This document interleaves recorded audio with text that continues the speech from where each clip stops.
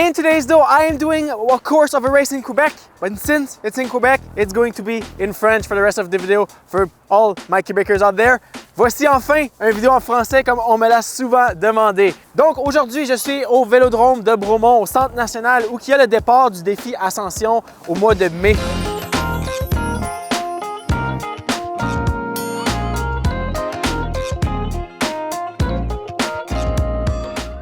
Donc c'est un parcours, une course chronométrée sur plusieurs montées qui ne fait pas partie de la FQSC. Donc il y a beaucoup plus de flexibilité au niveau de l'organisation pour avoir un événement un peu plus le fun et amusant pour tout le monde ici au Québec.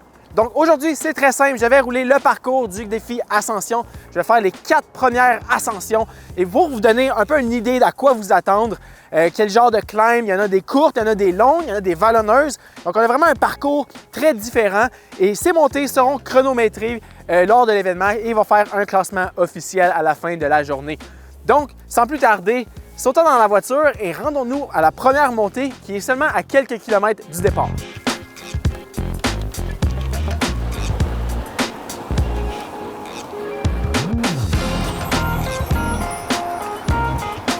Donc nous sommes que 2,9 km dans la raid et déjà nous avons un premier mur, à peu près 7 à 8 % d'average. Mais ce segment ici n'est pas chronométré, il se retrouve plus loin. Donc je dirais de prendre ce segment un peu plus relax pour arriver en forme au sprint en haut.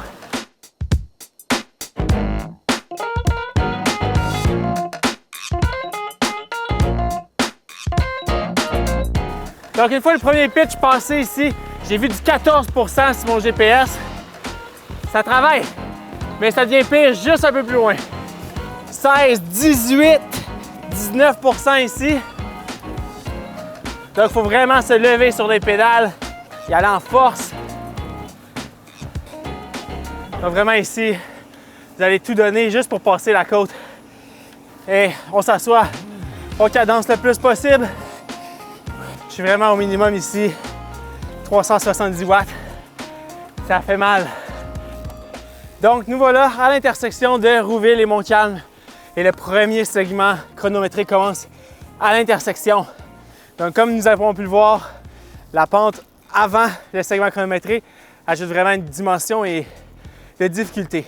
Maintenant, je vais l'essayer à toute vitesse pour vous. Je vais voir le temps que je suis capable de faire sur Strava. Le KOM est en ce moment 42 secondes ou 44. On va viser un 55 peut-être aujourd'hui. Et on est vraiment juste à 4 km. Donc vraiment, c'est très tôt pour comme premier effort. Donc je me prends un peu de vitesse et on y va. On tourne les jambes ici quand c'est un peu plat. Et boum, on part ça.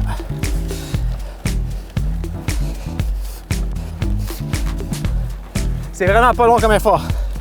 700 watts. 800 watts ici. Faut que je garde ça 40 secondes.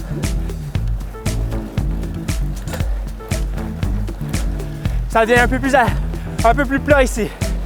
On accélère. Les gains aéros. On se penche. On pousse. On accélère. Et ça prend vraiment de la vitesse. Et ça redevient pentu.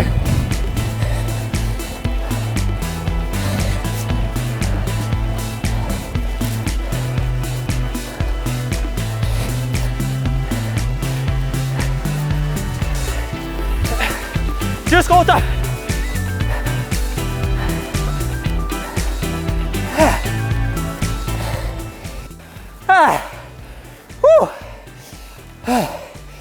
Je reprends mon souffle puis je vous donne des conseils. Bon, première climb, c'est un punch, 51 secondes. C'est très rapide, c'est court, ça part vraiment pentu. Ça devient un peu moins pentu, donc il faut vraiment prendre la vitesse dans cette première partie. On se repose le mieux qu'on peut dans le faux plat montant, mais il faut se garder un dernier punch parce qu'à la fin, ça revient du 10 %. Donc, si on veut vraiment faire un bon temps, il faut quand même garder une bonne vitesse sur le semi-plat. Donc, très intéressant aussi tôt dans l'événement, une dizaine de kilomètres avant le prochain segment chronométré. Donc, let's go!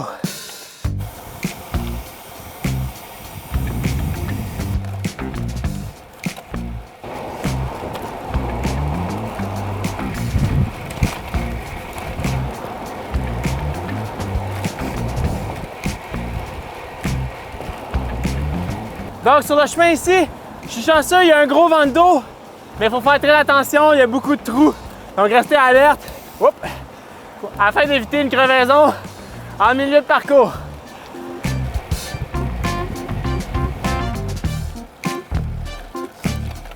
Donc on approche maintenant le deuxième segment. Mais comme vous voyez, il y a une bonne côte avant le segment chronométré. Donc prenez-le assez relax afin d'avoir des jambes où là que ça compte. Donc le segment numéro 2 qui s'appelle « Pense pas que c'est plat » parce qu'en effet, c'est quand même à pic. Donc on a un 1 km de long, à peu près une quarantaine de mètres d'élévation et tout ça part à l'intersection Allard et Fulford. Donc cette intersection n'est pas le début de la côte. Donc faites attention, le temps va être vraiment une plus petite section. Je ne sais pas combien de temps que je vais le faire, je vais aller de mon plus fort ici. Mais en fait, pour vous donner un truc, ça termine au-dessus du viaduc de l'autoroute. Donc dès que vous commencez à voir l'autoroute, c'est le temps de mettre du gaz et de finir en force. On part fort, mais pas trop fort. Mon côté, je garde 350 watts. Steady. Très venteux. C'est très venteux. Un vent de cross. Ah! Pas facile. Mais on se garde un peu de jus dans les jambes. Ça devient un peu moins à pic ici.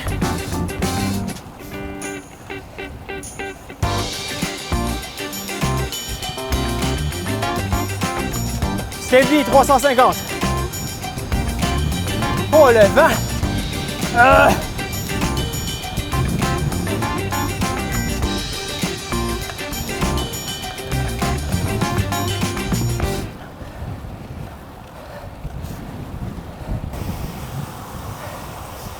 Et voilà.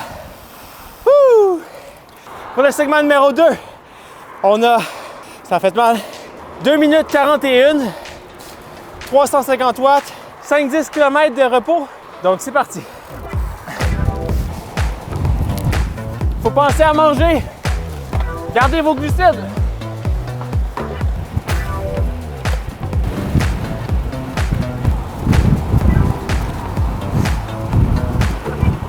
Donc, après l'estriade, on tourne ici sur le chemin Jolie. Et ça, c'est le dernier repos que vous allez avoir avant la plus grosse montée, le mont Shepherd. Donc, on a fait une fois all out, du plus fort que je peux. Donc, je me repose. On se rend au début de la côte.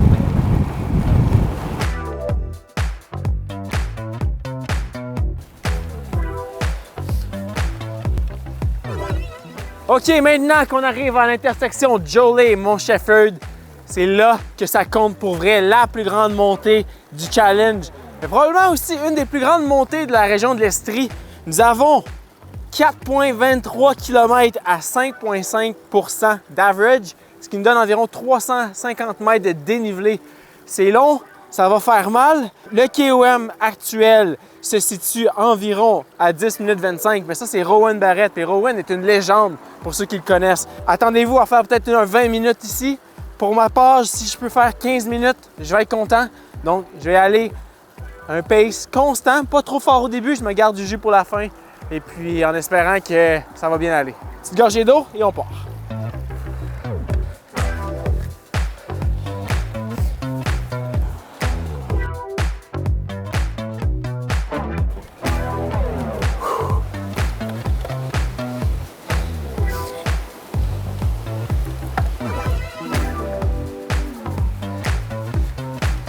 On a du 18 19 Wouh!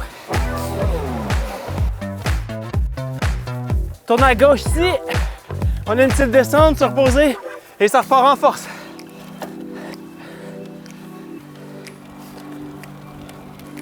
Ça fait mal. Ça grind. On lâche pas.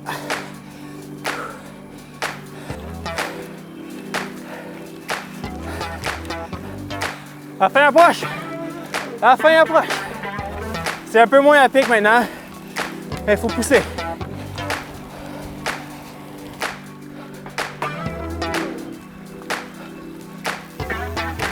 Ah! My God! Ah, ça fait mal! C'était long!